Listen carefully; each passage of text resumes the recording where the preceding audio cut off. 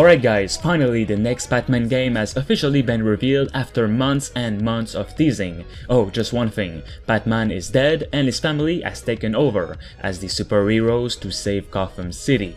There's also numbers appearing above enemies now, which means it is officially an RPG. That also means the project will be a bit less realistic, as you will be button smashing your way out of invincible enemies and bosses. So like Marvel's Avengers, Assassin's Creed, Destiny and so on, they plan to keep this game alive as long as possible, for example with bringing new missions and new bosses to fight throughout the game's release. But is that a good thing? Well, for them it could be, as more money could be made, but for us, I'm not really too sure yet. Let's talk about that and all the game's details that we have. So, first of all, as said with Gotham Knights, the team at Warner Bros. Games Montreal is bringing the Batman family of characters to life in a unique way to delight both fans and new players. As they embark on a new era of interactive storytelling, the development team has been diligently working to create a new, in-depth experience within DC Batman's universe. In Gotham Knights, players can explore the open-world action of Gotham and patrol the dark streets of the city's 5 distinct boroughs using a variety of traversal abilities and heroic combat moves, as well as the iconic Bat Cycle. As Batgirl, Nightwing, Red Hood and Robin progress, their distinctive gameplay skills will evolve, along with a growing arsenal of weaponry and gear. Revealed in the gameplay walkthrough video, Gotham Knights features rich storylines for players to investigate, including face-off against some of the most infamous DC supervillains, such as Mr. Freeze, who is set on engulfing Gotham City in ice. The playable characters in Gotham Knights include Batgirl, also known as Barbara Gordon. She is a determined fighter and a skilled hacker. As the daughter of deceased Gotham Commissioner Jim Gordon, she had helped Batman as Oracle in the past. Now, after years of recovery and preparation, she is ready to step into her new role, wielding her Medi Tonfa and harnessing her training in kickboxing, capoeira and jiu-jitsu. Next is Nightwing. Nightwing is Dick Grayson, the first Robin, who was Batman's protege before becoming a hero in his own right. He's a natural leader and the eldest and wisest member of the Batman family. Nightwing's mastery in acrobatics is complemented by his expertise use of his signature moves and armory. There's also Red Hood. Red Hood, formerly known as Jason Todd, is an intense and volatile anti-hero, which stems from his death and forced resurrection by one of Batman's most dangerous foes. Red Hood has trouble keeping his temper in check, but will not hesitate to step into the line of fire when the friend is threatened. His training has given him peak human strength and proficiency in multiple combat techniques with all manner of weapons, both traditional and high-tech. Finally, we have Robin. Robin is Tim Drake, the young prodigy and genius of the team, who is a master of deductive reasoning.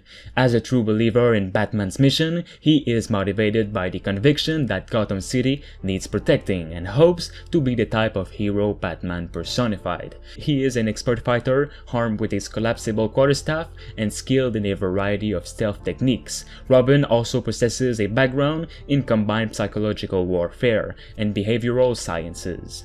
Each hero has unique abilities, gear and weapons, and a customizable suit.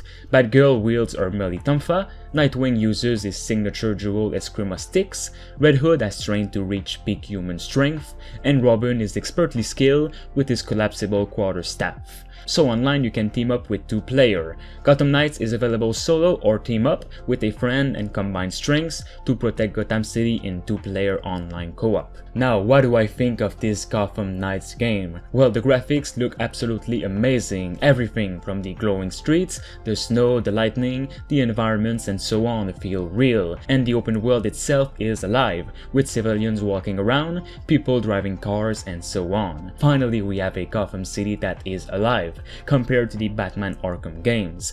The combat is looking really good too, with each hero being able to do different moves and using the environment to their advantage with parkour and such. You can also use different vehicles. I love it, but that's where the hype stopped a bit for me unfortunately. Right when combat was shown, there is little numbers appearing on screen, showing how much damage you made. For some this is not a really big deal, but for me it really is. It means Batman, well Gotham Knights, is now an RPG game, and this means a whole lot of other things. When you incorporate RPG elements like this in what they did with Assassin's Creed for example, the whole experience is changing. You can't kill enemies the way you want it to be because they have levels now. Even if you come behind their back and attack, they won't get the damage we're used to because they're a higher level than you.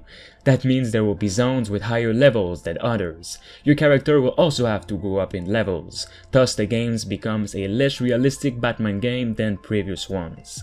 I'm not saying Warner Bros is doing this, I'm not, but 99% of the time when a company introduces RPG elements into a game that never had it before, it's always for the money, either by having microtransactions, DLCs, and just being a live service game in general. By being a live service game like what Marvel's Avengers is doing, you open the door for more DLC skins, DLC bosses, and expansions to be made. And I mean, look at this, you know they're coming, the skins. I'm not saying they're gonna do that, but it is very likely. I want to know your thoughts about it in the comments, if you like where this game is going with the RPG elements. I might be wrong with all I said, so I want to know your thoughts. Oh, and also, in my opinion, Batman is not dead, just hiding from the main enemy, which is the Court of Owls, said to be the Illuminati of the Batman comics, a very secret society. Batman is waiting for them to actually come out of the shadows.